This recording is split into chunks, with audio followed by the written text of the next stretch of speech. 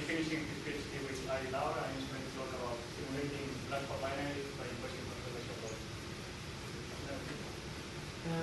Hi, my name is Toronto. I'm currently visiting for 1 month at the CFA, and we're very happy to have the opportunity to get a chance to talk here too.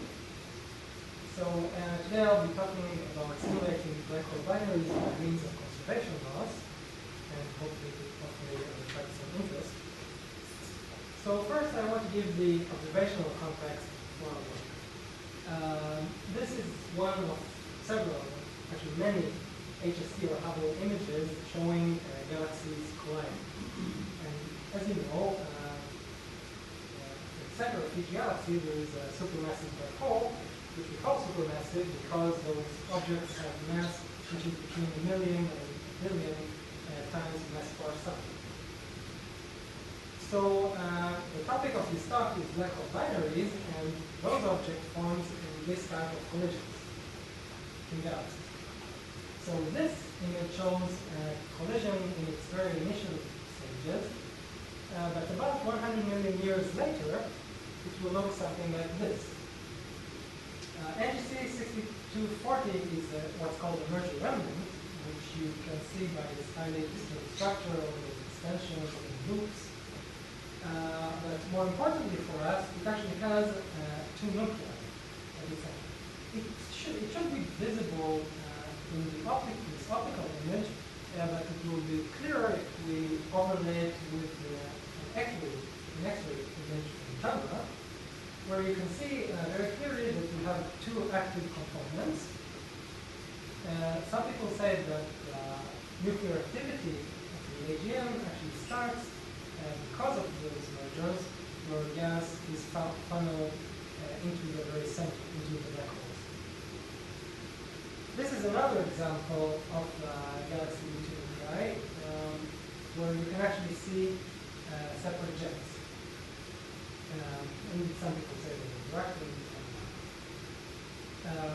In both this example and the one that I just showed you, the separation of the 2 black holes is on the order of kiloparsecs. Here it's 7 kiloparsecs, and the previous one is 1 kiloparsec. So those are not binary black holes per se. Some would call them double black holes because they're not actually bound. This is a different case.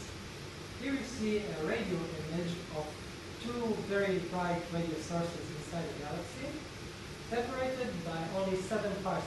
That's 3 orders of magnitude less. So this object is also probably not a black hole binary because it's probably not bound, but this is one object that is much closer. That's the only fiducial example for 2 black holes which are so close together. So obviously when we look at the sky, we only see a snapshot of time. So what does theory tells us about the evolution and the time space? So this is a very famous figure from the paper which actually opened this field, based on Frankfurt in Greece in 1980, which shows the different stages of dynamics of the evolution of black hole binaries.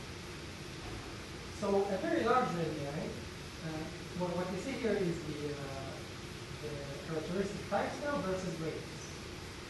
So at very large distances, the mutual gravity of the 2 black holes is negligible, and what drives the evolution is the presence of stars.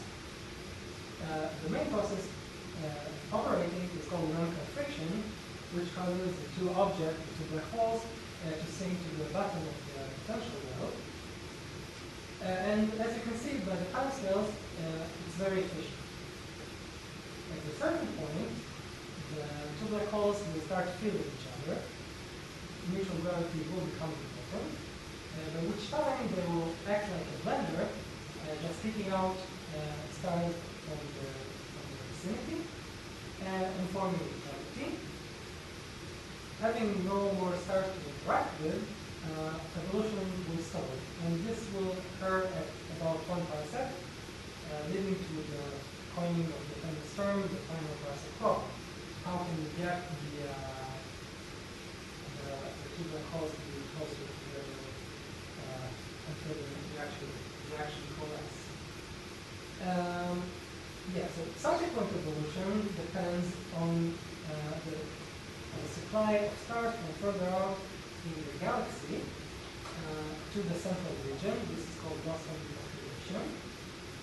And if the only process that is operating is two-body relaxation, this might be very slow. And you can see that if you assume that, the evolutionary timescale for further shrinkage of the black hole binary would be much longer than the Hubble time. But if there are any other mechanisms that are at work, the evolution can take a shortcut, so to speak, and get into close enough radii where general relativity becomes important. If the velocities are high enough, gravitational radiation will become important and will radiate out the remaining energy in angular momentum very efficiently and cause the binary to actually coalesce. That's the issue. Okay. So this was a schematical picture, and if we want to study those objects more quantitatively, n-body simulations are the proper or most direct way to do them. And here I show you a simulation by David Meiron from 2006. What you see here is separation of the two black holes versus time, and the different lines are for different mass ratios. And while at very large distances, the simulations agree with theory quite well, the non-confliction regime, you can see that actual stalling does not occur. There is a quick drop towards what's called the hard waves, or the 1 parsec regime where stalling should occur, but evolution continues. And this is due to a process called spurious or miracle relaxation, which is due to the fact that in such simulations, at best, the number of particles would be 4 to 5 orders of magnitude less than in a real galaxy center. So, yeah. So this plot is one. So can you just check? Sorry? So this plot is, these simulations are one. Is this what you just said? Yeah. Did you just say that these simulations are one? Well, I don't say they're wrong, but I say that, and David Meiron will also tell you that in this regime, there is unrealistic evolution because the loss sum here is not empty in those simulations. What's the difference between the different lines? As I said, those are different mass ratios. So that's, I think, half, and this 1 to 40.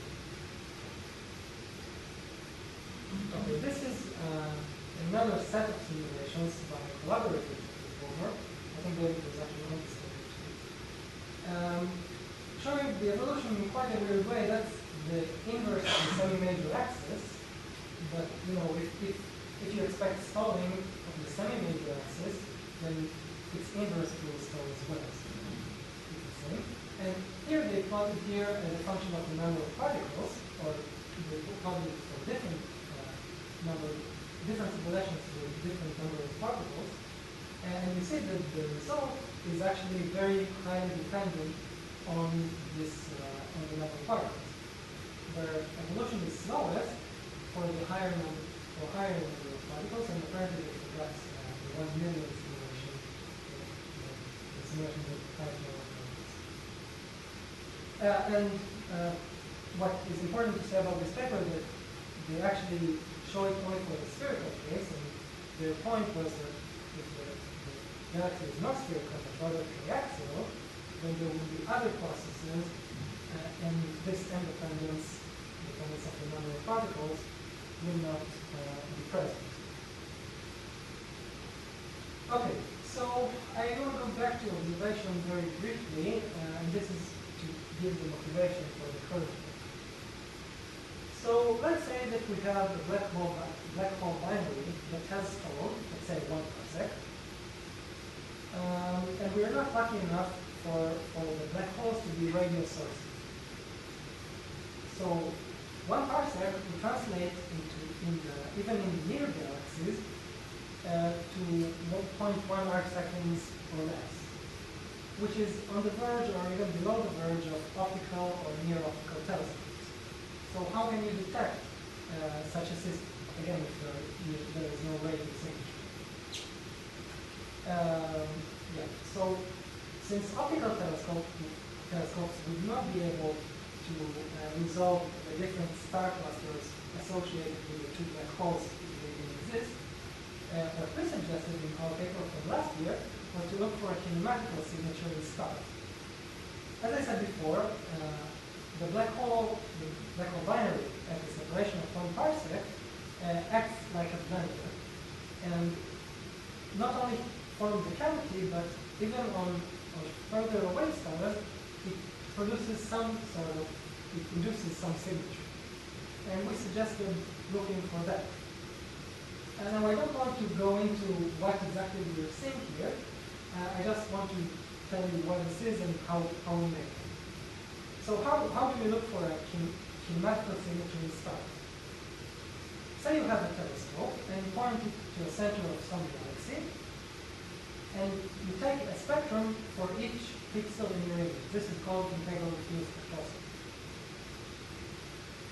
From the shape of the spectral lines, you can infer the velocity distribution of stars at this particular line of sight. I'm not saying it's easy, but people do it. Now, if you have the velocity distribution in every line of sight, you can decompose it to statistical moments. And here we took, of course, average velocity and velocity dispersion are trivial moments, and for higher moments, we chose Gauss-Riemann composition. Anyway, so you can actually look for those in the sky if you have the proper equipment. But how did we get those numbers? So, as I said, we looked at the binary which has fixed separation. So we did what's called scattering experiment, just having stars randomly thrown from a certain distribution, thrown on this binary black hole, and later we studied their statistics. And we did it with a very large number of stars, like 28. And as I said, we did it for a binary with a fixed circular orbit. The next logical step would be to actually follow this the evolution of the black hole binary from larger distances, their own radius of influence, or further out, and do a scattering experiments on these pre-calculated orbits.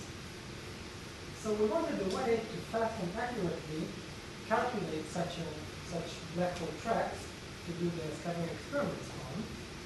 And since we're already working with scattering experiments, I thought I might find a way to change them slightly so they would work more like end of the simulations.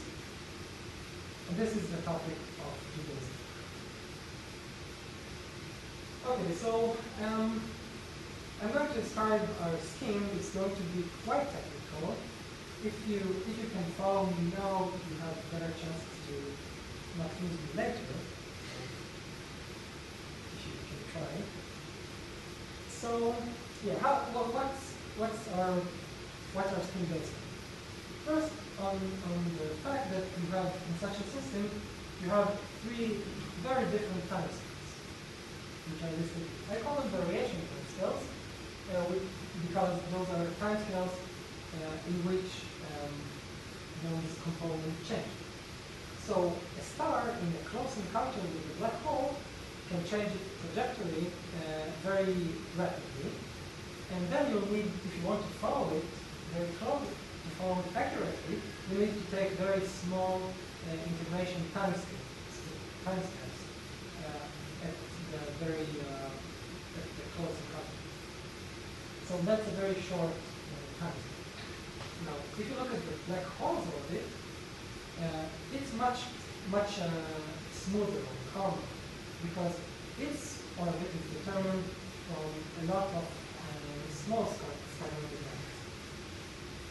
So the variation factor is not. An even longer time scale would be the change of the potential, which is due to the collective response of the stars to their perturbation and to their own response. And we'll actually assume it to be infinite.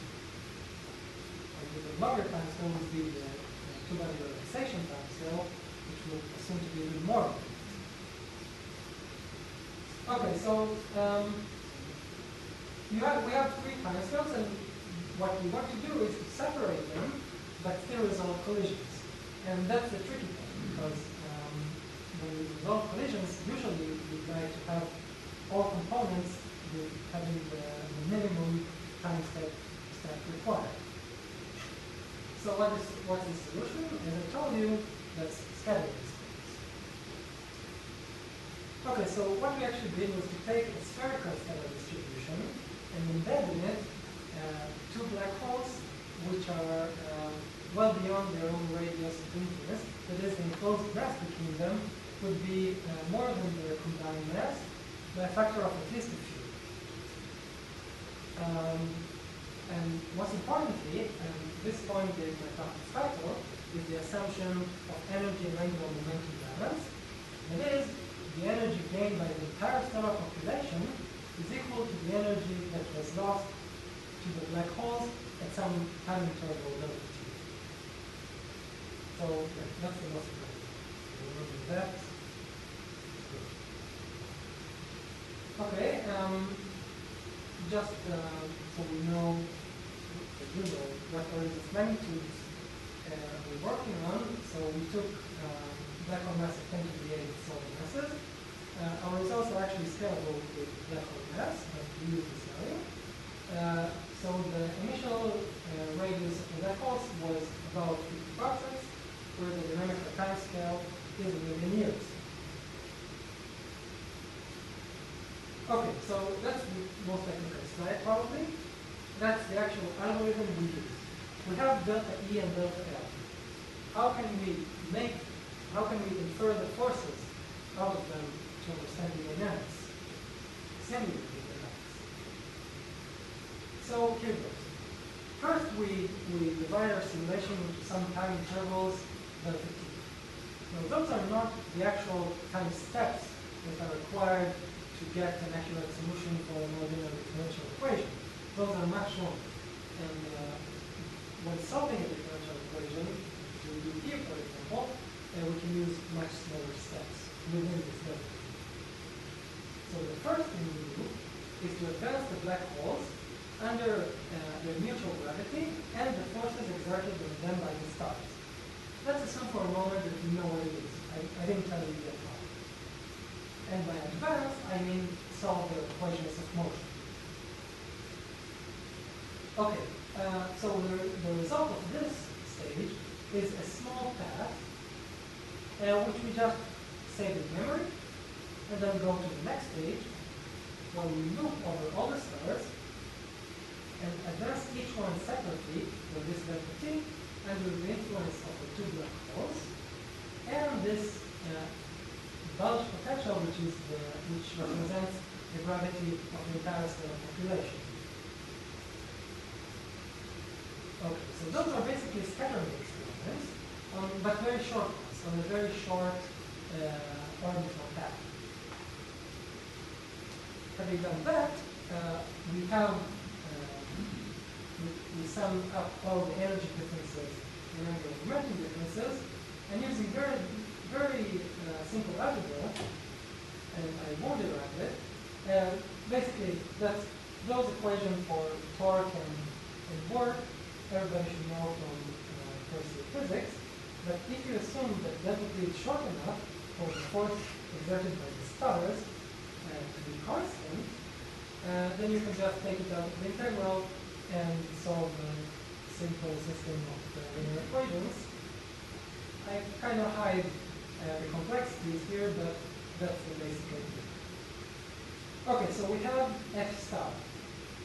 Now we can go back to stage 1 and redo the whole thing until we get a stable solution.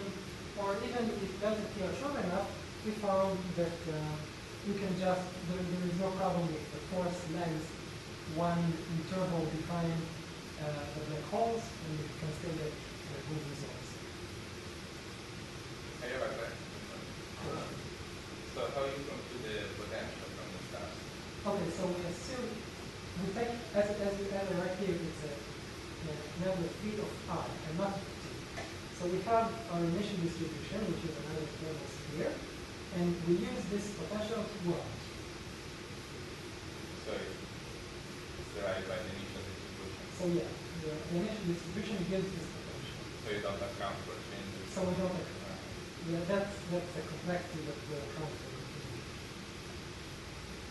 Okay. So this was describing the scheme. You can wake up now because we did it there. Now I'm going to describe the results. So we use our code to do something like 60 production grade or paper grade simulations, and this for is a rather representative example of what we had. I'm going to very briefly go over them because later I'm going to concentrate on the results separately. So basically the red and the blue lines here represent the simulations of equal mass binary, the two black holes in the same mass. And you can see here that we get stalling very nicely. And the theory predicts that the evolution will stop and the separation will be constant. What we didn't see in the L-band simulations, we do see with our scheme. The width of the line, by the way, represents, or is indicative of, the eccentricity. The thinner the line, if the line is thin, it means that the radius is more or less constant, or in other words, there is stalling. And by the way, just interesting to know that stalling occurs almost at exactly 1 parsec, which is kind of coincidence, but it shows us that simulations disagree with theory. Okay, so I said that the width of the line. So is that stopping due to lost cone or due to just running out of stars because we're running out of stars? Okay, so in the equal mass case, and we'll talk about the other case later, the lost cone is depleting, and since we don't have star-star interactions, there is no lost cone repopulations. So no refilling and no repopulation. Okay, in the 1 to 10 case, we see a different behavior. We see that even though the same major axis stalls, the average of the minimum and maximum values stalls, eccentricity doesn't reach a steady state, and it grows. And we'll talk about that more later. Okay, so the first thing we did was to look at this textbook case of equal masses on an initially circular orbit and inside the spherical galaxy. And we wanted to use this case to see how our code is stable to increasing the number of particles, which are for now referred to as n. So what we found was that there was actually very little latentials. All orbits, all the simulations we did under this title looked something like this, spiral basically. So the way we quantified the differences between them was to look at the orbital elements, the same major axis in the eccentricity, at t equals 10 million years. It is right at the end of here. We actually did simulations that lasted longer just to see really big stalling, but we found that 10 million years is enough. So here I show you those orbital elements as a function of the number of particles.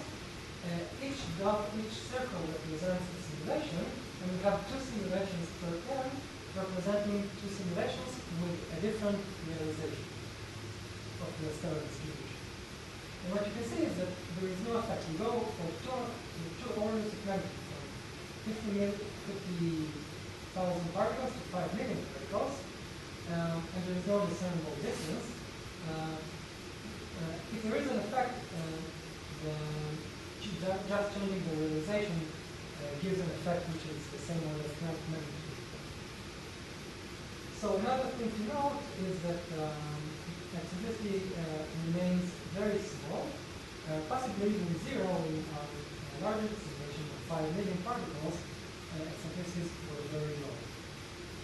This is again for the equal mass initially circular case. Why would you expect dependence on the number of particles?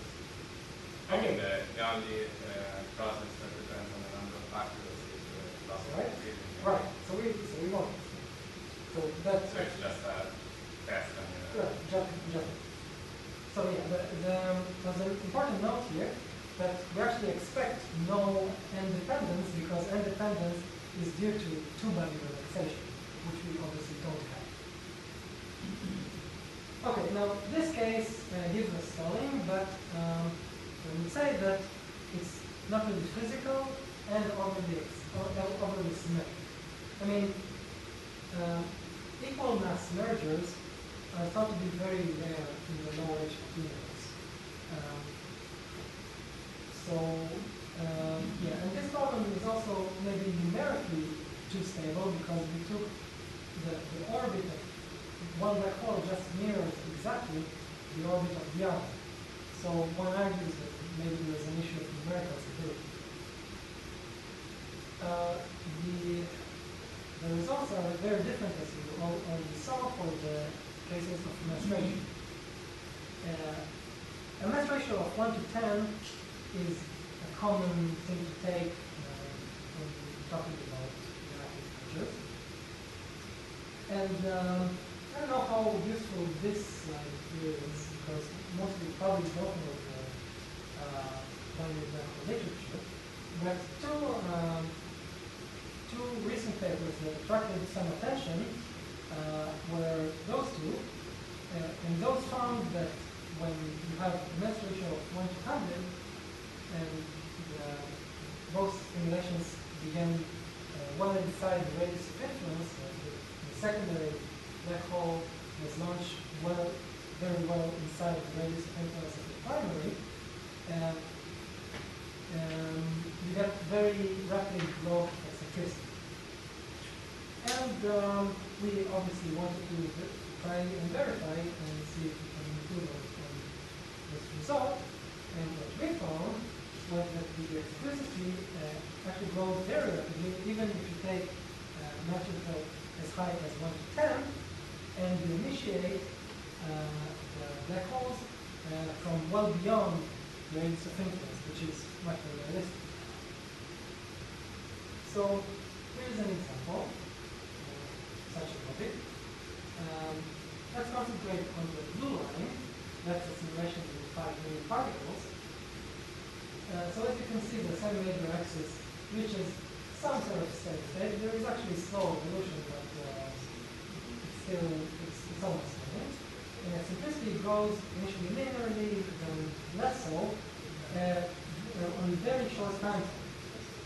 Notice that those are just 22 million years, roughly the lifetime of a star. In fact, eccentricity is so large here that the gravitational wave time scale is just 10 million years. And just to explain, not everybody is familiar with that, even though the semi-major axis of the ellipse is on the order of, I don't know, half a parsec here, because it is so eccentric, the periastral distance is very, very close, and the gravitational wave emission is higher the closer the periastral distance is to the velocity of the point. So the time scale for coalescence due to general relativistic effects is just 10 million years. Even if we continue the simulation with just stellar dynamics, we get that the gravitational wave time scale here is just 1 million years, and obviously there is no point in continuing that because the time because are so short.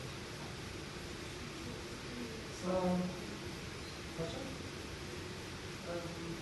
Could you just incorporate into your model the computational wave emission? Sorry? Could you incorporate into your model the computational wave emission? Not apply before some environment? Yeah, I think it's technically wouldn't be very difficult to insert just post-Newtonian corrections to our equations of motion. Well, technically, no, it would be very easy, but there is nothing that prevents general relativistic corrections. Okay, so just tell you the difference between the difference in measures that we see here. The blue line, as I said, represents the largest number of particles, while the green lines are sort of test ones with 25 times less, and you can see that the behavior is quite similar, which is good because we don't have the resources to do many such large simulations. Okay, so what we found was that the eccentricity timescale only weakly depends on mass, but strongly depends on the eccentricity that we give our black hole further out. And when I say further out, these graphs are shifted, so they start when the black hole enters the radius of influence, but they actually start, as I said, about 50 times.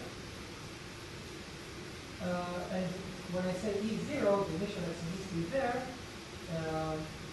then this is a factor which is very, very important for this eccentricity timescale. Now, I wanted to show you the eccentricity timescale as a function of initial eccentricity, but it turns out that you have several ways to define it, and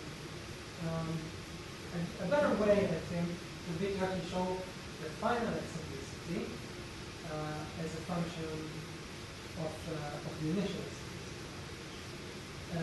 And of course, if you have final eccentricity, and again, final is at 10 million years, again, I'll show you what 10 million years is. Here, after the semi-radial axis stalls. So if the eccentricity is very high here, then you know that the timescale for eccentricity growth is very short. So in this figure, I show you both, for here the blue circles represent the equal mass case, and you can see that it also is very weakly dependent on eccentricity. This fact is, by the way, more surprising than the lack of dependence on n. So we see that, like before, we have the stalling of the semi-radial axis at just around 1 parsec. And I'm sorry, the units here are not parsec, but close enough. And the eccentricity of the equal mass case are again very, very low, independent of initial eccentricity, and we studied normal circular case to an eccentricity of 0.4. However, the red squares and the red star represent the case of 1 to 10 mass ratio. And here you see again the semi-radial axis is stalled, the density is stalled here, you see that it's independent of the initial eccentricity. But you can see very nicely that the general trend is climbing up. That is, the higher the initial eccentricity, the higher the eccentricity at 10 million years, and thus higher the shorter the eccentricity times. Any question on this graph? Can we near the eccentricity is growing for the cases which are 0.2? Sorry, again? For the cases which have low eccentricity at the end, still growing? Okay, so the circular, I'm sorry, the red initially the red ones, which represent a mass ratio of 1 to 10, do grow. There is no stalling or there is no steady step of eccentricity, which you can see in this figure. This is 10 million years. So these two simulations are for initial eccentricity of 0.2 Those are those columns. And as you can see, they continue to grow. You would expect even the initially circular case to eventually. Yeah, in fact, for the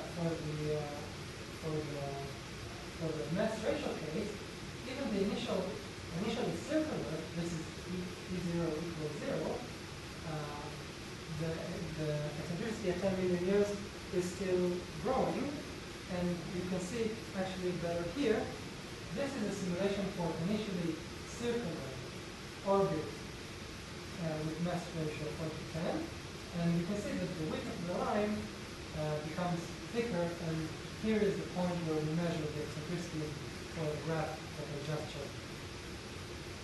Okay, so no matter what, even if it takes some time, whenever the mass ratio is not 1, we think that coalescence will occur within much less than the Hubble effect. Okay, so I said, I think almost all I had to say about binary black holes.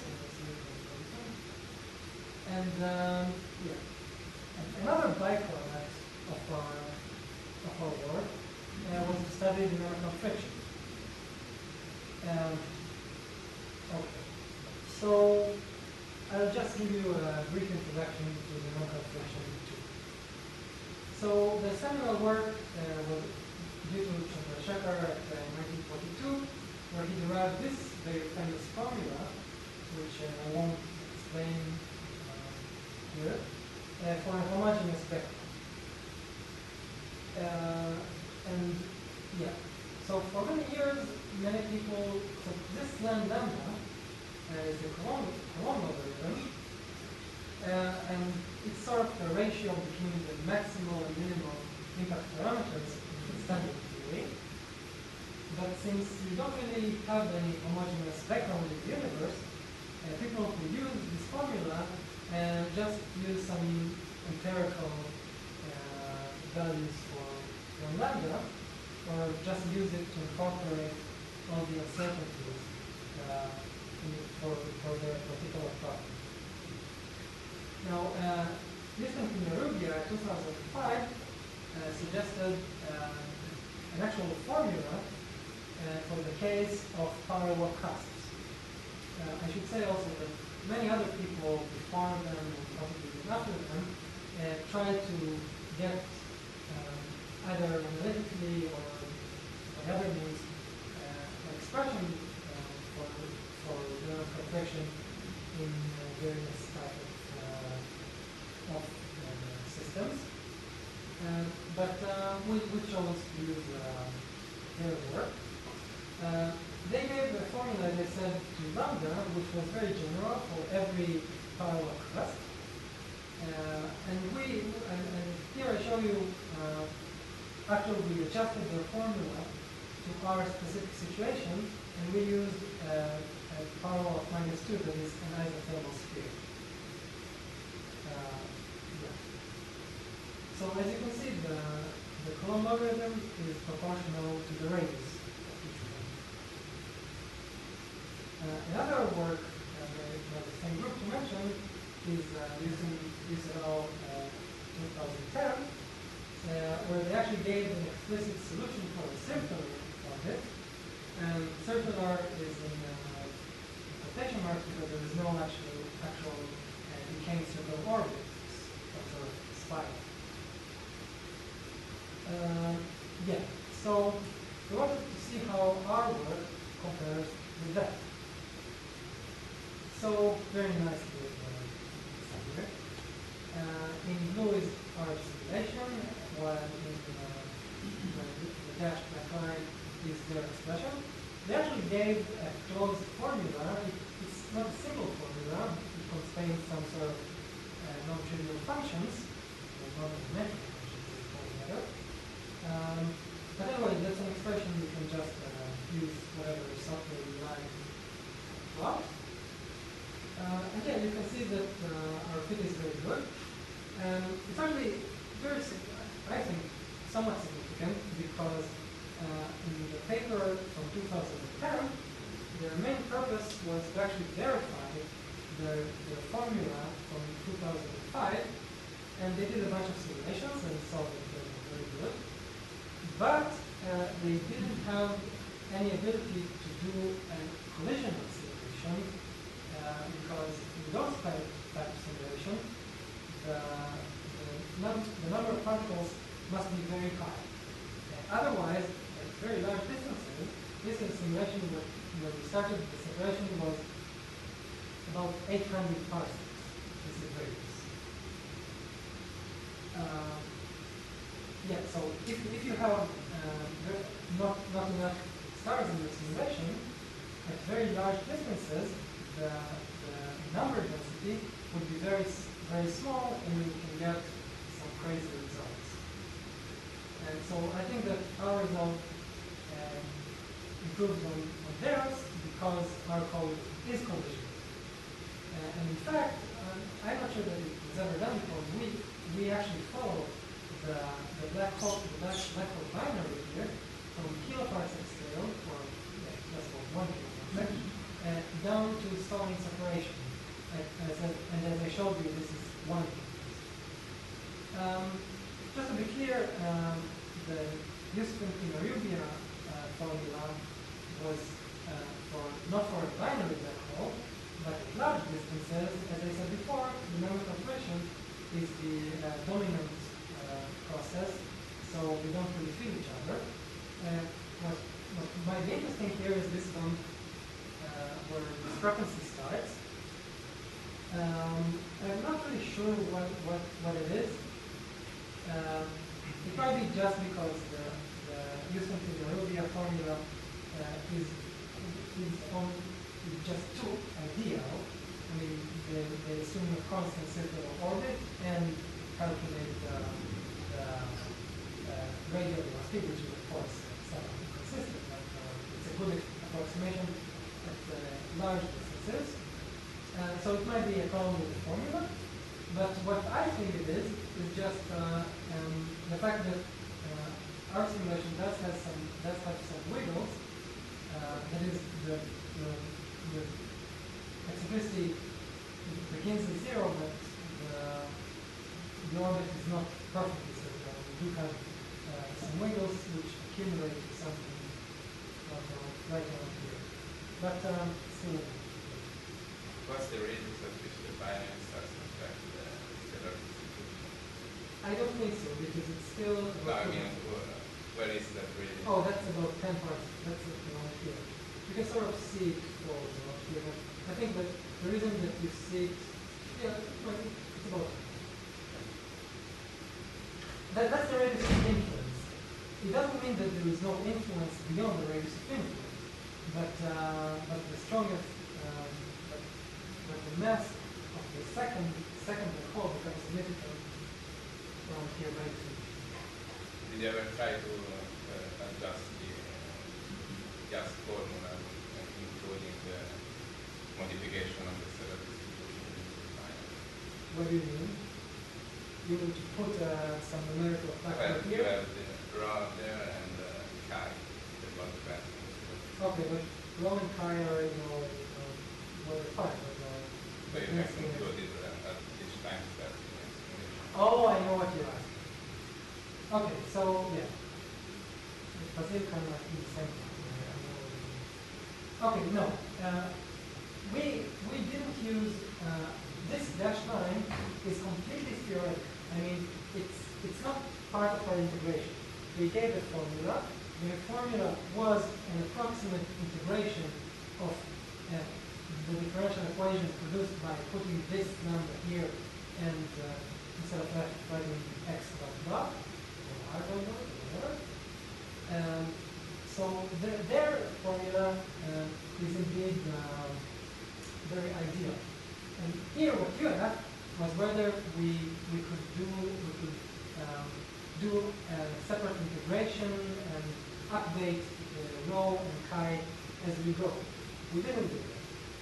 But yeah, that's an interesting thing to try because, as I was told by Kazim Khan, the number friction apparently is very sensitive to the the velocity distribution.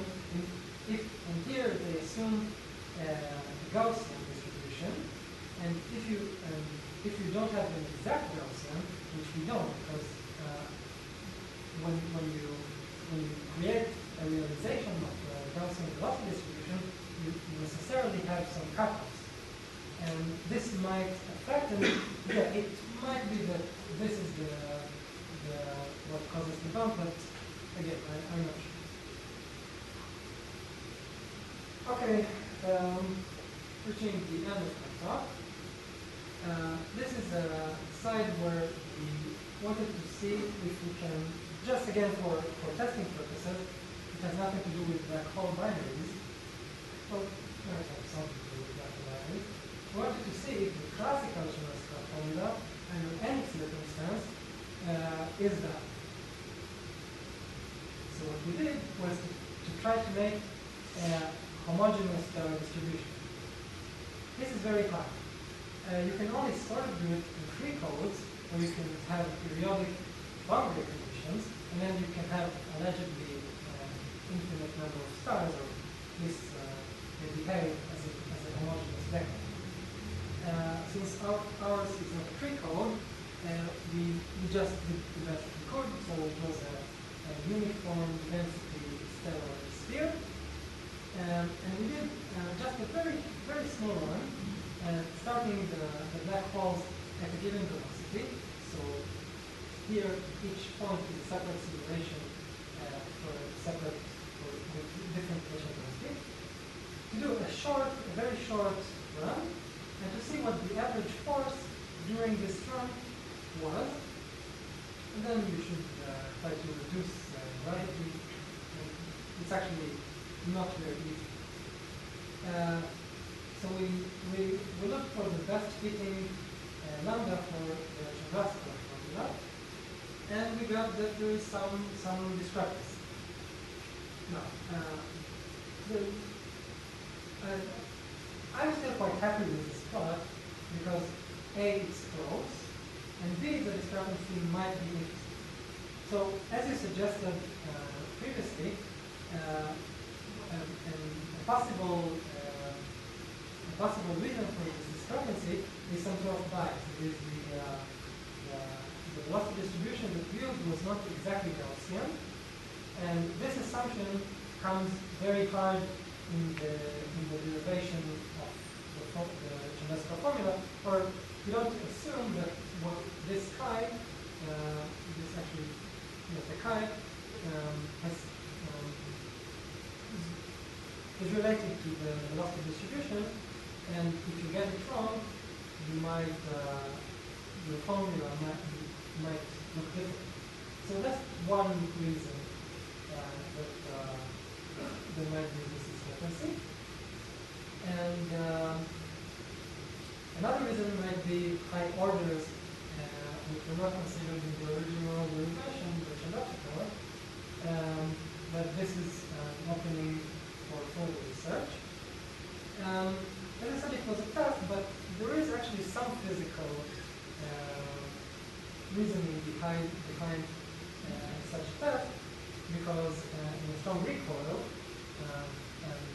strong recoil occurs when the 2 black holes actually coalesce. Gravitational wave emission can be highly non-isotropic, and can actually kick the coalesced black hole in very high velocities, depending on the initial spin and maybe other parameters of the system. So the velocities can be very high. I think maybe 4,000 is the maximum. Yeah, so very high velocity. So it's interesting the only reason to look at black holes which travel so fast in a homogeneous background is strong recoil. Okay, so just to summarize, we had a new scheme for doing binary black hole simulations. Advantages that we introduced were to do the simulations from realistic lambda rather than from within the sphere of influence. Uncode resolves star black hole collisions, which might be very important in some situations. We used fairly large number of particles, which corresponds to very smooth orbits in very nice graphs. I think it will be a good framework to study dynamical friction, which is actually blooming recently. And a very important conclusion was about the 1 to 10 mass ratio case, where we saw that the evolution time step for eccentricity is very short, therefore those systems are very short-lived. And I didn't argue why, but it's not very difficult, it's not very complicated. This is almost independent of the total mass of the black holes. So, thank you.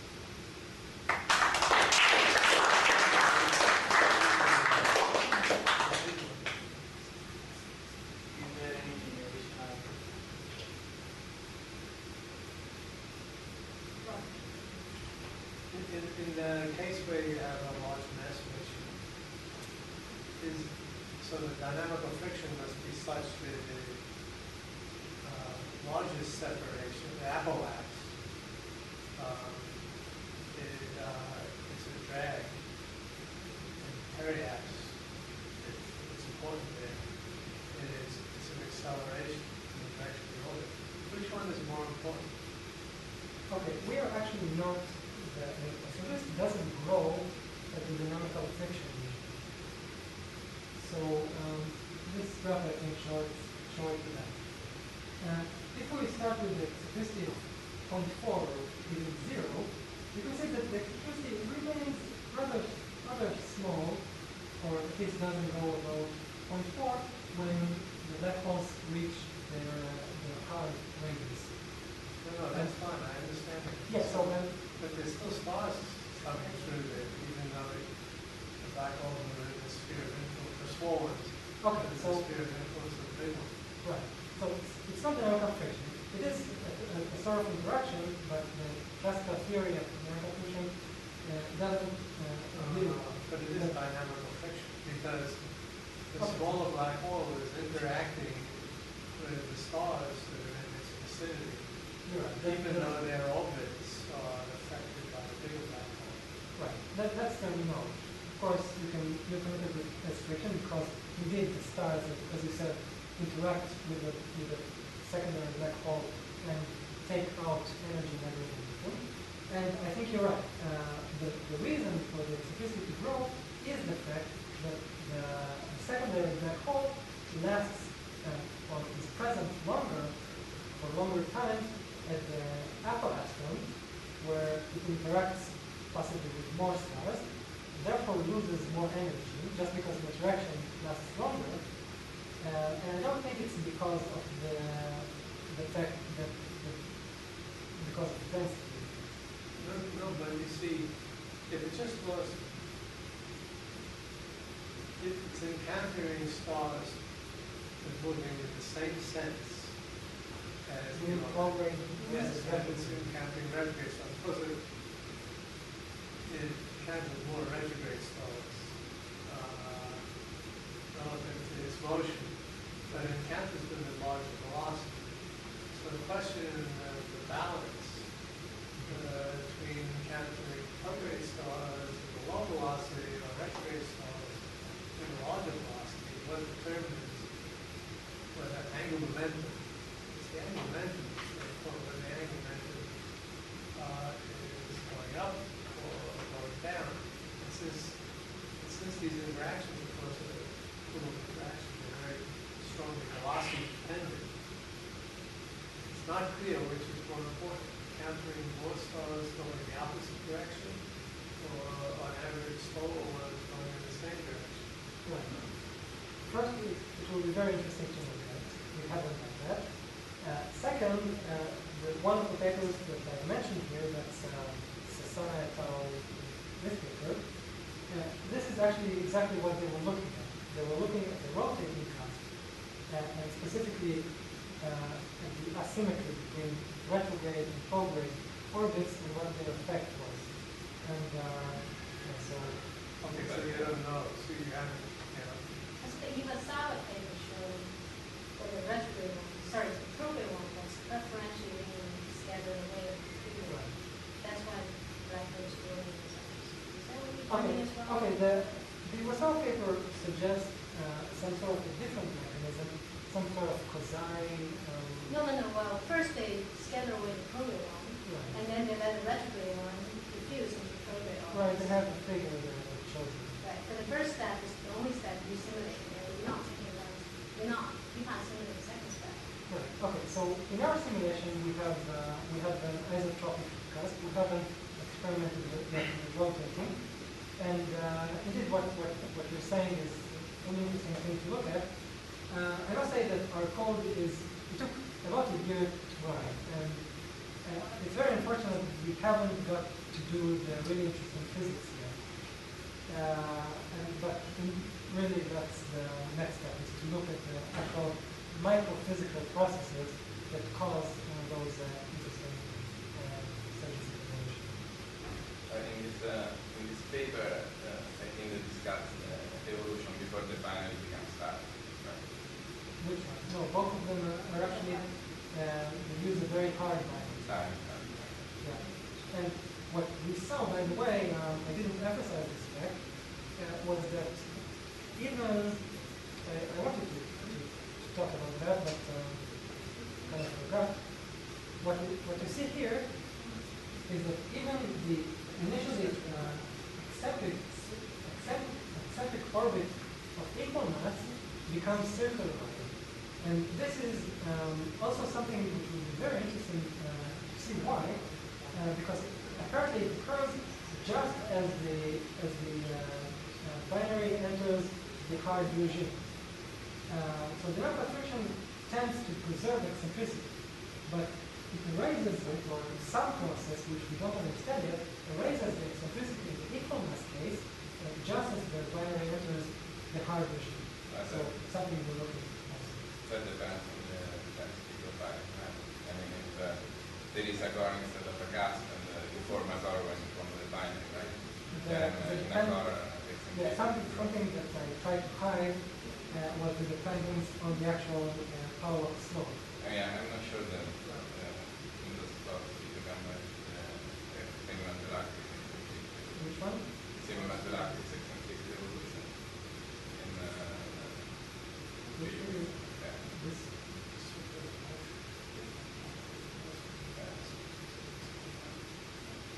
Yeah. This one? So what we're doing that? Yeah, I'm not sure that this is not dynamical friction. What? Dynamical friction? Here there's no. Because in that case you form a core around the binary, right? And at a lapses, the dynamical friction is very strong, and you can try to because of the apsis is zero. Yeah. But we can. Yeah, actually, I think there are cookies upstairs, so we can continue the discussion.